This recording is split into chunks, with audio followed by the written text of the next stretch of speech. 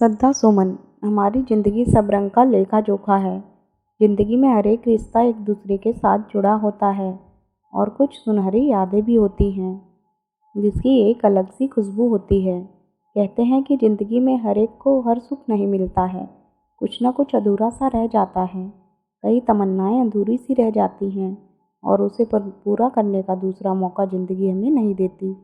उस वक्त हमारे पास वो गुजरे हुए लम्हों की यादें ही रह जाती हैं। आंसू से हम सुमन अर्पण तो करते हैं लेकिन उसकी महक पा नहीं सकते। ऐसी ही एक हसीन याद जो अब मेरे जीवन की किताब में है, यानी मेरे अतीत का एक पन्ना। मेरा नाम स्वरा देसाई है। आज मेरी माँ इस दुनिया में नहीं है, उनको गुजरे 6 साल बीत गए। लेकिन आज भी जब उनकी तस्वीर के सामने खड़ी होकर उन्हें याद करती हूँ, मेरी आँख से केवल पश्चाताप के आंसू ही बहते हैं। मैं एक औरत होकर भी उनका दर्द समझ ना पाई। यही गम मुझे खाए जा रहा है। मेरी माँ का नाम तर्जनी देसाई था। वो सूरत, गुजरात के सबसे रही सनी लॉर्ड सुंदर देसाई की इकलौती संतान थी। इस वजह से वो बड़े नाजों से पाली थी।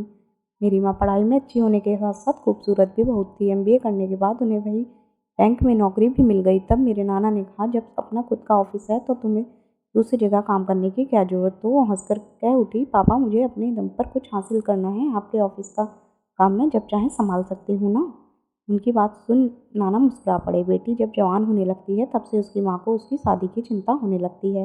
मेरी नानी को भी उस वक्त अपनी बेटी की शादी की चिंता ज़्यादा होती थी। जब कोई पूछ लेता कि सुनंदा बेटी की शादी कब कर रही हो, लेकिन मेरी माँ ने अपनी ज़िंदगी के लिए जो सपने देखे थे वह उन्हें पूरा करना चाहती थी। शादी के पहले इसलिए जब कोई रिश्ता आता तो वह उन्हें मना कर देती। बैंक में नौकरी मिल जाने पर मानो उन्हें पंख मिल गए हों। गगन में ऊंची उड़ान भरने को बैंक में बहुत जल्द उनका एक ग्रुप बन गया जिसमें सब हम उम्र ही थे। आशीष, रीना, पल्लवी, माधव, शशांक, मयंक और इशित पटेल। इशित जहीन, खूबसूरत, नेक सीरत, यानी किसी को भी पल भर में अपना बना लेने का हुनर था उसमें। वह सबका चाहता था। धीरे धीरे वो माँ का खास दोस्त बन गया और फिर दोनों में प्यार हो गया। सबसे छिपकर दोनों मिलने लगे। माँ घर पर झूठ बोलकर इशित के साथ ज़्यादा से ज़्यादा वक्त गुजारने लगी। आखिर एक दिन माँ ने नानी से अपने दिल की पूरी बात बता दी। पहले तो बेटी के मुंह से सारी बातें सुनकर उन्हें बहुत गुस्सा आया। नानी ने अपनी नाराजगी जताई, लेकिन थी तो एक माँ। अपनी बेटी की खुशी के लिए मान गई और अपने पति को भी इस रिश्ते के लिए रजामंद कर लिया। अपनी बेटी की खुशी की खातिर उन दोनों ने इर्शिद के माँ पापा के बात की। वह लोग भी खुशी खुशी मान गए। एक शुभ दिन देखकर दोनों की सगाई कर दी गई। दोस्तों ने यह बात सुनी तो पार्टी की मांग की। इर्शिद ने खुशी खुशी हाँ भर दी। शनिवार की रात उसके फार्म हाउस पर पार्टी थी। वहाँ अपनी सहेलियों के साथ वहाँ गई। वह वहाँ रात को रुकने वाले थे। रात 12 बजे म्यूजिक बंद हुआ और सबने खाना खाया। कुछ दोस्त वापस चले गए तो कुछ रुक गए। एक कमरे में लड़कों के रहने का इंतजाम था और कमरे में लड़कियों के लिए इंतजाम थे। इन सब में एक शख्स ऐसा भी था जो अपनी बेइज्जती का बदला पल्लवी से लेना चाहता था। उसका प्यार कभी कबूल ही ना हुआ था, यह उसकी तौहीन थी। जिंदगी भर उसे याद रहे, वह वैसा सबक सिखाना चाहता था। वह मौका उसे आज मिल गया। उसने पहले ही देख लिया था कि कौन सी लड़की कहाँ सोने वाली है। सबके सो जाने के बाद वह उस पलंग के पास गया जहाँ पल्लवी सोने लगी थी। अंधेरे में उस लड़की के मुंह को दबोचा और उसे छत पर ले गया। वहाँ उसने उसका बलात्कार किया। अचानक से उसे इस हादसे से वो लड़की बेहोश हो गई और वह दरिंदा चुपचाप अपनी जगह आकर सो गया। माँ के कमरे में ना होने पर पल्लवी ने उन्हें बहुत ढूंढा। उनके ना मिलने पर सबको जगाया। पल्लवी को अपने सामने देखकर दरिंदा चौंका। यह यहाँ है तो कल रात मैंने पल्लवी के मुंह से यह सुनकर तर्जनी गायब है। उसके पैरों तले जमीन खिसक गई और अगर इस जिद को पता चला तो वह उसे जिंदा नहीं छोड़ेगा। यह बात सोचकर वह बाथरूम में डर के मारे छुप गया। आखिरकार छत से आती आवाज़ सुन सब ऊपर गए और जो देखा उससे उनकी आंखें शर्म से झुक गईं। माँ वहाँ बंधी हुई पड़ी थी। पल्लवी नीचे से एक चादर ले आई और माँ को ढक दिया। माँ शीश से लिपटकर बहुत रोई, लेकिन उसके पास भी बोलने के लिए शब्द नहीं थे। सब सूरत वापस आ गए। नानी ने जब इस हादसे के बारे में सुना तो कुछ बोल ना पाई, सोफे पर गिर गई। पल्लवी ने उन्हें संभाला। रात को जब नाना घर आए तो सन्नाटा था। वो समझ नहीं पाए कि बात क्या थी। अंदर आकर नानी को बेहोश पाया तो घबरा गए। क्या हुआ, तुम क्यों ऐसे हो, उन्होंने पूछा। नानी रोने लगी और माँ के साथ हुए हादसे के बारे में उन्हें बताया तो नाना की छाती में दर्द हुआ और वह क्या क्या क्या कहकर गिर पड़े। गिरने की आवाज़ सुन नानी ने इर्शिद को बुलाया। वह माँ के कमरे में दौड़ता हुआ आया। नाना को अस्पताल ले गए, लेकिन बहुत कोशिशों के बाद भी नाना को बचाया ना जा सका। अचानक एक ही दिन में नानी को 2 गहरे जख्म सहन किए। वह गुमसुम सी हो गई। इर्शिद और उसके माता पिता ने सब संभाला। अस्पताल से नाना को घर ले आए। माँ को नाना के गुजर जाने की बात पता ना थी। नाना की मौत की वजह माँ पत्थर की मूरत बन गई, ना किसी से बात करती, ना किसी को पहचानती। सारी घटना जानने के बाद शशांक माँ की ज़िंदगी से किसी मसीही की तरह आया और नानी माँ को संभालने लगा।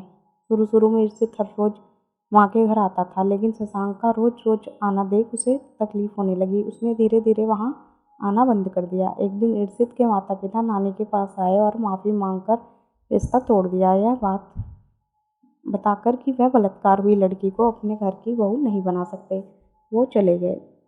नानी माँ की बदतमीजी पर रोने लगी। तब शशांक ने नानी को संभाला और कहा, इस बात पर मातम न मनाएं। उन्हें तो यह भी नहीं पता चल सका कि इस घटना का असली गुनहगार कौन था। डॉक्टर की दवाई और शशांक की मेहनत रंग लाने लगी। माँ को फिर से ठीक होने लगी थी। शशांक का साथ मानो माँ का अंधेरे से रोशनी की ओर जाने लगा। नाना का देहांत, माँ की देखभाल, फैक्ट्री का कामकाज, नानी के बहुत मुश्किल बात वह चट्टान की तरह सब संभाल रही थी। रिश्ता टूटने पर समाज में तरह तरह की बातें होने लगी थी। शशांक और नानी का साथ थी कि माँ आगे बढ़ती जा रही। उस हादसे से 3 महीने हो गए थे। माँ बिल्कुल ठीक हो गई थी। तब उन्हें पता चला कि इर्षित भी उन्हें छोड़कर चला गया था। उन्हें उस गलती की सज़ा मिल रही थी जो उन्होंने कभी की ही नहीं थी। गलती किसी और की सज़ा उन्हें मिल रही थी। ये सब दुख क्या कम थे माँ के जीवन में। एक दिन उनकी तबीयत फिर बिगड़ गई। उन्हें अस्पताल ले जाया गया। वहाँ मालूम पड़ा कि माँ का बच्चा होने वाला है।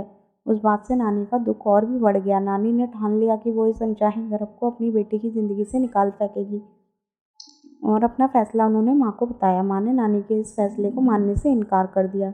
इस बच्चे की इससे कोई गलती नहीं, मुझे कोई हक नहीं कि मैं उसकी सांसें छीनूं। देखते ही देखते शशांक की शादी प्रतिभा से हो गई। प्रतिभा की हमदर्दी भी माँ के साथ थी। माँ का 8वां महीना चल रहा था कि अचानक उनकी तबीयत एक दिन खराब हो गई। शशांक को फ़ोन कर नानी माँ को अस्पताल ले गई। जांच के बाद पता चला कि माँ की हालत काफ़ी नाजुक है और ऑपरेशन करना पड़ेगा। शशांक तब तक आ चुका था और सारे कागजात पर उन्होंने दस्तखत कर दिए थे। माँ ने मुझे जन्म दिया।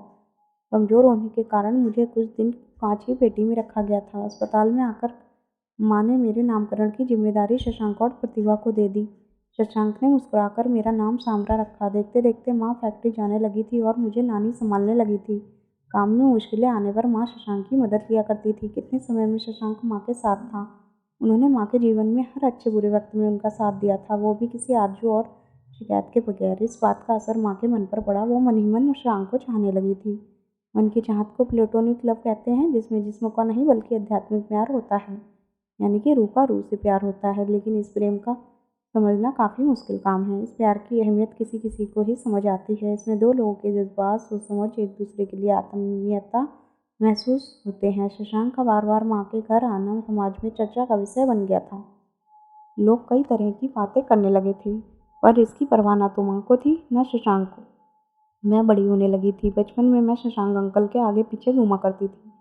कहते हैं कि बच्चों का मन काफ़ी जज्बाती होता है। मैं बड़ी हुई तो माँ और शशांक अंकल के बारे में सुन के मुझे माँ से नफरत होने लगी। अब तो यह हाल था कि मैं शशांक अंकल को अपमान भी करने लगी थी। इस बात का माँ को बहुत दुख होता था। वह मुझे डांटती तो शशांक अंकल बीच में आकर कहते, उसे मत कुछ कहो, वह भी बच्ची है, बड़ी होगी तो खुद समझ जाएगी। लेकिन वह दिन कभी ना आया। माँ से नफरत के कारण मैंने अपने ही कॉलेज में पढ़ने वाले अलाप देसाई से शादी कर ली। माँ को बताया भी नहीं। मेरा यह रुखापन माँ से सहन नहीं हुआ। उन्होंने कितने ख्वाब सजाए थे। एक एक ख्वाब के तिनके से माँ ने अपना आशियाना बनाया था, लेकिन मैंने ही उनके ख्वाबों के आशियाने को जला दिया। वो अब थक गई थी किस्मत के इस खेल से, पर थी तो माँ ही। मुझे दुआ देते हुए कहती, गुलशन बस जाए उम्मीदों से, तेरा यही दुआ है मेरी मेरी बच्ची। माँ को यह दुख अंदर ही अंदर खाए जा रहा था। यह बात शशांक अंकल को पता चली तो उन्होंने सोचा किस्मत भी क्या क्या खेल रही है तर्जनी के साथ। उसकी ज़िंदगी एक सवाल ही तो बन गई है। जिस बेटी के जन्म के लिए पूरे समाज से लड़ाई की, उसे जन्म दिया और आज भी बेटी उसके साथ इस तरह पेश आती है। दुख तो शशांक अंकल को भी था, पर वो मजबूर थे। उन्होंने माँ को समझाया, पर माँ अंदर ही अंदर इस गम से हारने लगी। माँ आज मुझसे हार गई। वह जिंदा तो थी, पर उनके दिल की धड़कन मैं खो चुकी थी। अब ज़िंदगी जीने की कोई वजह ही नहीं रही उनके पास। अपना सब कुछ मेरे और अलाप के नाम पर कर दिया और हमारी जिम्मेदारी शशांक अंकल को सौंप दी। एक रात डायरी लिखते लिखते सो गई। फिर कभी ना जागने के लिए दूसरे दिन अंकल घर पर आए तो नानी से पूछा, तर्जनी कहाँ है? तो नानी ने कहा, ना जाने अभी तक क्यों सो रही है। नानी की बात सुन वह माँ के कमरे में गए और देखा कि वो गहरी नींद से सो रही है। कुछ आशंका हुई तो उन्होंने नज़दीक जाकर जांचा। माँ इस दुनिया को छोड़कर जा चुकी थी। वो दंग रह गए। शशांक अंकल ने मुझे और अलाप को फ़ोन करके सच्चाई बताई और बड़े दुख के साथ उन्होंने अपनी पत्नी के साथ सारी रस्में निभाईं।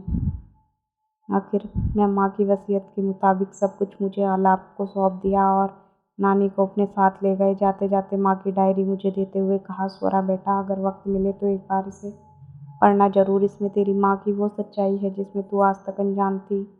घर पर आकर मैंने डायरी पढ़ी। एक दिन एक पेज पर माँ की वेदना झलक रही थी और जब अपनी सच्चाई पढ़ी तो फूट फूट कर रोने लगी।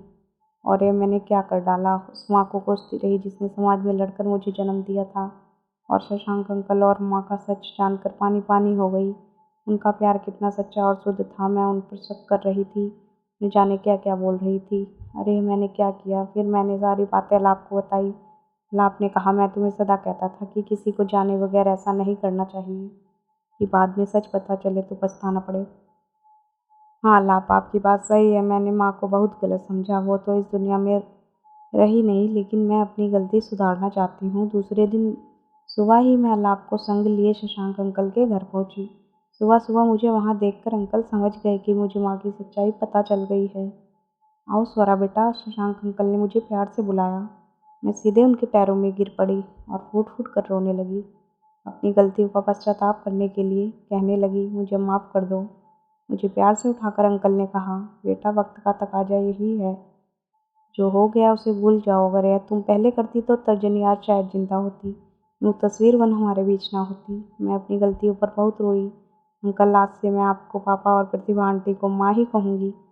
मेरी एक गलती की वजह से आज मेरी माँ इस दुनिया में नहीं है और यही अफसोस मुझे ज़िंदगी भर रहेगा। यही है वह श्रद्धांजलि के फूल जिसे मैं अर्पण तो करूँगी, लेकिन वो कभी खिलेंगे नहीं। पूरी कायनात में माँ की याद सबसे अलग होती है। इससे बड़ी श्रद्धा सुमन स्वर्गीय माँ के लिए क्या होगा। अगर आपको कहानी पसंद आई हो तो कमेंट कर ज़रूर बताएं। यहाँ आपको ऐसे ही मज़ेदार कहानियाँ सुनने को मिलेगी। हम